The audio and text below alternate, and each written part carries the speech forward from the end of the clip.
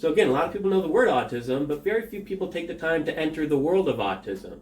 And you can do that by inquiring about the individual, their idiosyncrasies, those weird things, those things you might think that are obsessions, but in actuality, they might seem obsessive to you, but it just really means a lot to the individual on the spectrum.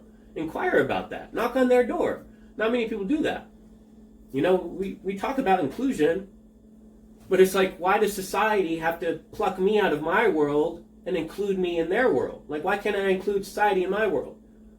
Because I get lonely in my world, but yet I'm supposed to go into the external world. Well, you know what it means a hell of a lot to me is when someone knocks on the door to my world and I can show them out around my world. I mean, that is a beautiful thing for me because it happens so rarely. And that leads to rampant loneliness and isolation for individuals on the spectrum because not many people knock on the door to their world. So another analogy for you. You know, so with autism, for me, comes hyper-awareness. Thus, I take in more stimuli. Subsequently, I slow down. My processing mechanisms slow down because of the vast amount of stimuli. I become overwhelmed. I shut down, sensory overload. And I can either use the analogy of a computer or I can use this analogy of an armadillo. Now, there are days when I'm having a great day. You know, I think last great day was Saturday I had. I was on top of the world. I had just come back from out of the country presenting an international conference, and I was so proud of myself.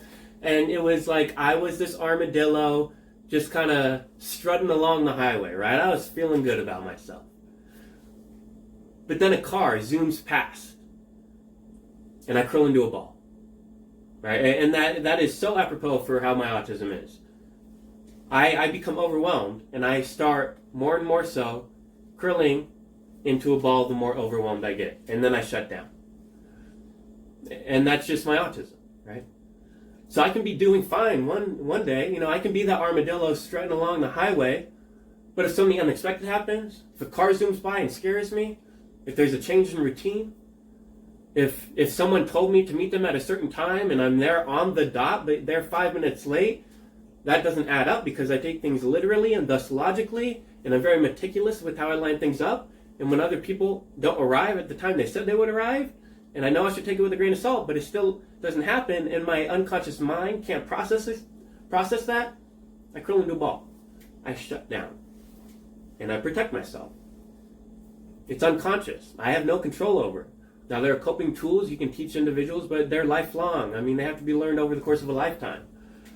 So just, again, to give you something that's easily relatable, you know, think of an armadillo. And then if you sneak up on the armadillo, it's going to curl into a ball and it's not going to respond.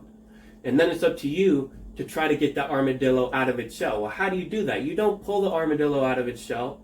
You knock on the door. You say, hey, can I curl up next to you? When I'm having a meltdown, the best thing that people can do for me, if I trust them, is sit on the floor and just be with me. That's entering my world. Right?